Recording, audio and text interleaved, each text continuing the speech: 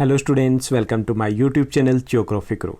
Today we are here with the another worksheet of class 10th. Today we are going to discuss class 10th English worksheet number 42. This worksheet is also going to be quite easy, काफ़ी आसान रहने वाली है हमारी ये worksheet भी. In this worksheet one passage has been given. We are going to read or we will try to understand about the idea of Gandhiji of Swaraj. यानी गांधी जी के लिए स्वराज का क्या मीनिंग था वो हम समझने की कोशिश करेंगे. And after that one task has been given to us. एक टास्क हमें दिया गया है. We need to write a letter to our MLA stating our views about swaraj as a student and as a citizen. यानी हमें एक letter लिखना है MLA को और उसमें हमें बताना है कि हमारे लिए एज ए स्टूडेंट स्वराज की क्या मीनिंग है और एज ए सिटीजन स्वराज की क्या मीनिंग है. Let's begin. As it is visible on your screen, this is worksheet number 42, subject English and date 10th of October 2020. Mahatma Gandhi was a leader celebrated the world over his policy of non-violence. Mahatma Gandhi is not just an Indian leader. He is considered as a world leader and he is considered as a brand ambassador of non violence. यानी non violence की जहाँ पर भी बात होती है वहाँ पे सबसे पहले हम डिस्कस करते हैं Gandhi ji. He believed in true freedom and called it swaraj. True freedom here means that the freedom for all and equal freedom for all the people. यानी यहाँ पे गांधी जी ट्रू फ्रीडम की बात करते हैं. Freedom just doesn't mean that freedom of the country और the political freedom. Gandhi ji के लिए फ्रीडम का मतलब थोड़ा अलग था. Freedom means we should have the equal political right, equal economic right, equal social rights and there must be the equal opportunity for all.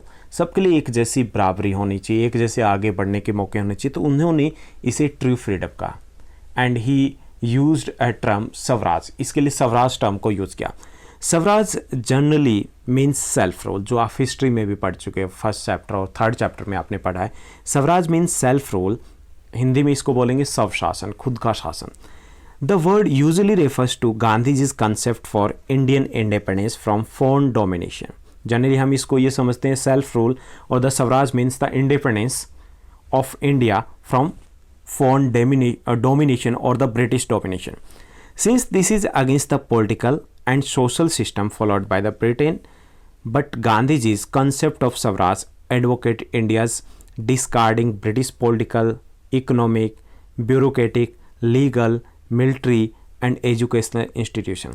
लेकिन Gandhi ji didn't have the single meaning of swaraj. लेकिन गांधी जी का सिर्फ यही मतलब नहीं था कि swaraj means independence. For Gandhi ji swaraj means that the equality in the society. Swaraj means the equal opportunity to work. Swaraj means without any discrimination, the society without any discrimination.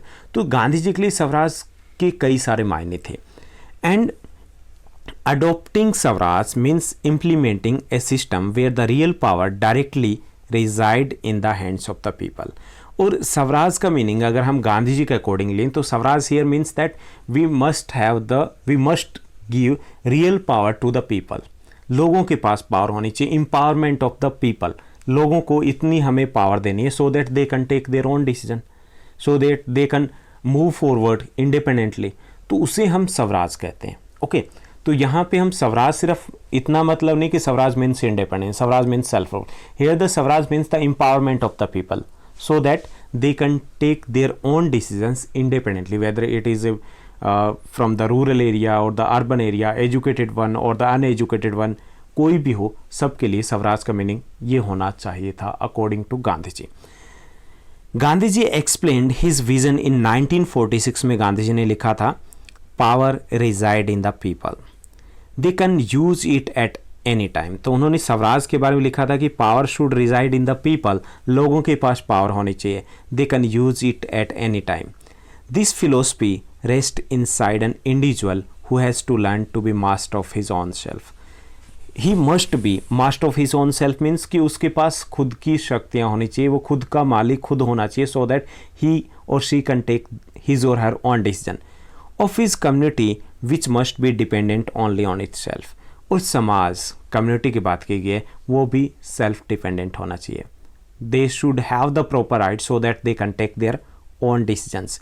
In such a state where swaraj is achieved, everyone is his own ruler. It is Swaraj when we learn to rule ourselves. और गांधी जी ने कहा था कि स्वराज होगा तब हम अपने decision खुद लेंगे. We will be our own ruler, हम खुद ही शासक होंगे. तो ये गांधी जी के आइडिया थे अबाउट द स्वराज. ओके, तो हमने थोड़ा सा समझा कि ये स्वराज है क्या. क्लियर. इसके साथ साथ हमने जो लास्ट चैप्टर था लॉन्ग वॉक टू फ्रीडम, उसमें हमने नेल्सन मंडेला के आइडियाज़ को समझा कि what was the meaning of independence for Nelson Mandela. So after reading this and also thinking about what you read about True Freedom by Nelson Mandela in the lesson from your textbook A Long Walk to Freedom, write a letter to MLA. हमें task दिया गया कि हमें एक letter लिखना है. किसको? MLA को. Okay, of your area explaining what Swaraj means to you as a student and as a citizen of our country. यानी कि हमें एज ए स्टूडेंट हमारे लिए स्वराज के क्या मीनिंग होना चाहिए और एज ए सिटीजन स्वराज का क्या मीनिंग होना चाहिए, ये हमें लिखना है. ओके, तो चलिए हम टास्क को कंप्लीट करते हैं. Here first of all we need to write the MLA, और यहाँ पर आपको मेंशन करना आपका अपना एरिया. ओके, जिस भी एरिया में आते हो. So the MLA Punjabi Bagh, new Delhi, and here is the pin code 110001 and date 10th of October 2020. Here subject हम मेंशन करेंगे meaning of modern swaraj as a student and citizen. हमने मॉडर्न स्वराज वर्ड यूज़ किया क्योंकि अब meaning थोड़ा सा बदला है. So meaning of modern swaraj as a student and citizen, ये हमने सब्जेक्ट दिया है रिस्पेक्टेड सर. यहाँ पे सर या मैम ये भी आपको देखना है कि आपके MLA कौन है. देन हमें इसको जो स्टार्ट करेंगे हमें बताना कि क्यों ये लेटर लिख रहे हैं. तो I am writing this letter to let you know about my views about the meaning of modern swaraj for me as a student and as a citizen. कि मैं ये लेटर इसलिए लिख रहा हूँ ताकि मैं आपको बता पाऊँ कि मेरे लिए एज ए स्टूडेंट और as a citizen modern swaraj का अर्थ क्या है, मीनिंग क्या है. The idea of swaraj was given by Gandhi ji which meant self rule, जिनके लिए अर्थ था खुद का शासन, अपना शासन. At that time swaraj was a symbol of independence of the country. उस वक्त सिर्फ इंडिपेंडेंस तक ही सीमित था swaraj. In today's time swaraj for student means freedom to study, better and quality education, availability of option to choose subject and career. लेकिन आज के टाइम की बात करें, swaraj for student should mean, इसका मतलब होना चाहिए, क्या होना चाहिए? फ्रीडम टू स्टडी, पढ़ने की आज़ादी होनी चाहिए.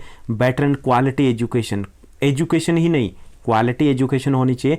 And availability of the option to choose subjects and career. We must have the freedom to choose our subject and the career. हमारे पास ऑप्शन होने चाहिए कि हम क्या चुनना चाहते हैं, क्या बनना चाहते हैं. Because if we get better education then only the future of the society and country would be better. क्योंकि अच्छी एजुकेशन मिलेगी तभी हम बेटर फ्यूचर में बन पाएंगे. तो ये हुआ स्टूडेंट के लिए स्वराज का क्या मीनिंग होना चाहिए.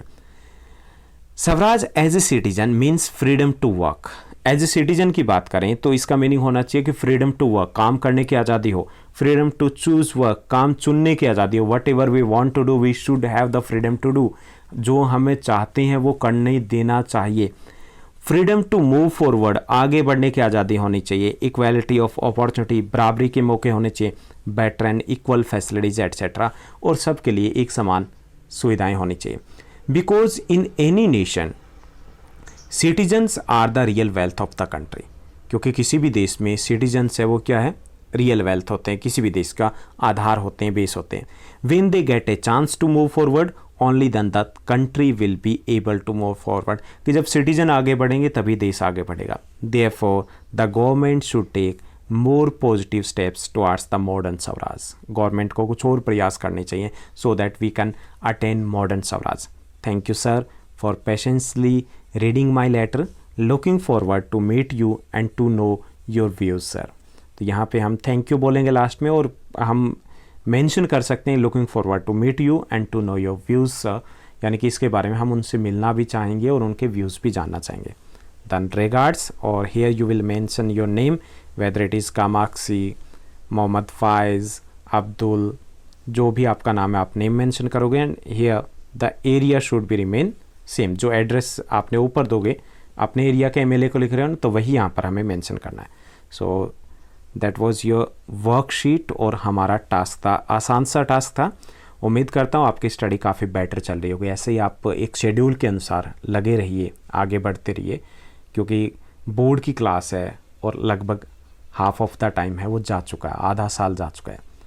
और इस चैनल को लाइक शेयर सब्सक्राइब भी कीजिएगा और एक छोटा सा कमेंट भी. Thank you, bye bye, have a nice day.